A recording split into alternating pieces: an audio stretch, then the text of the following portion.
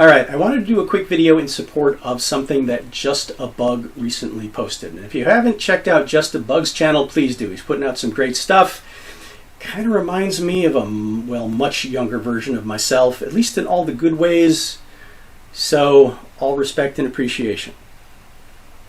The topic of the video was why you should never try to catch a falling katana, even if it's probably going to be your instinct and reflex to do so. Why? Because you probably paid a lot of money for it. You've been taught to respect this as much as your own life and possibly also the dojo space, and you may not want to humiliate yourself in front of your instructor and fellow students.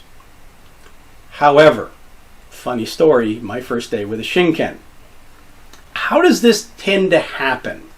Well, it comes from a couple of things. One is the habit, tradition, technique, sometimes demand in Koryu that you wear your katana horizontally, not like this, which I've talked about in other videos. We'll get back to that. However, what happens is you're relying on the fit between the habaki and the koiguchi to secure your sword, and then not necessarily thinking about that when you go to bow or to reach for something on the floor. So either one of those situations can potentially tilt your saya downwards, and there's a little movement, shake involved.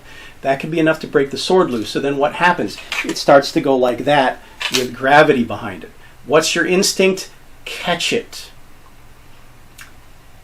My first sword, as I pointed out, my first Shinken was an old Gunto, scabbard lock, talk about those in a second, worn out, had a reasonable fit, though, with the habaki, but not enough to retain a fairly heavy blade. So yeah, I went to bow forward, and it went sliding very quickly. Instinct, I reached to grab it, and I missed, but not entirely. I caught it basically like that. Okay, and this is a sword that's falling under gravity. It's already got some momentum and speed to it.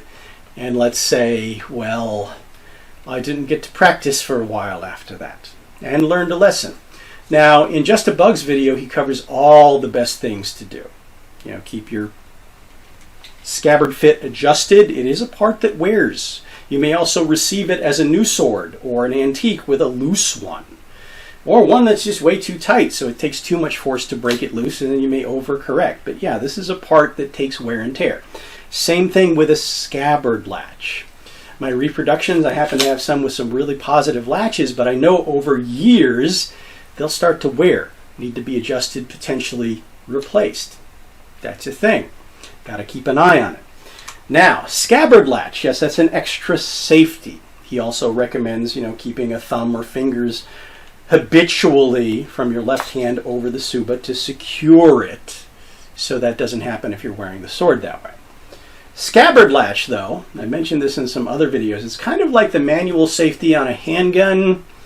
It can be a great, secure, positive thing, but you really have to train your motor memory to be able to consistently activate it, deactivate it quickly and under stress. And if you slop it, it could be a fatal mistake. And yes, even though I am very familiar with handguns, comfortable with handguns that have manual safeties, in exercises I have, well, died because I couldn't get my safety off in time, or off all the way, or whatever.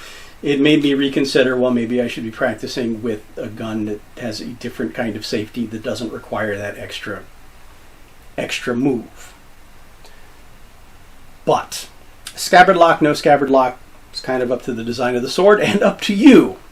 However, another thing you could certainly do, and this is something I learned, is this may go against, however, what your Koryu or instructor insists upon. Wearing the sword horizontally. Okay. This versus this. And I want you guys to, you've probably seen this, it's classic slapstick. Guy's got a glass of wine in his hand. He's wearing a watch. Some other person comes up, asks him what time it is, pours the wine all over himself. All right? Don't be that guy. So another thing you could certainly do, other than get into the habit that just the bug brings up of having your finger there all the time, so when you look at your watch you don't spill your wine. Same thing with the orientation of the wine glass. You can shift your sword up to the more vertical position as you bend forward. Okay? Now, depending on what you're doing, you may or may not be able to do that. I've certainly done some practice in dojo where you're practicing more body arts, more rolls, more throws. Yes, rolling while you're wearing a sword, that's a special fun time. So that may play into the equation, but there are several steps you can take to make sure that you keep control of your weapon, keep it from falling, and if it does, please don't try to grab it.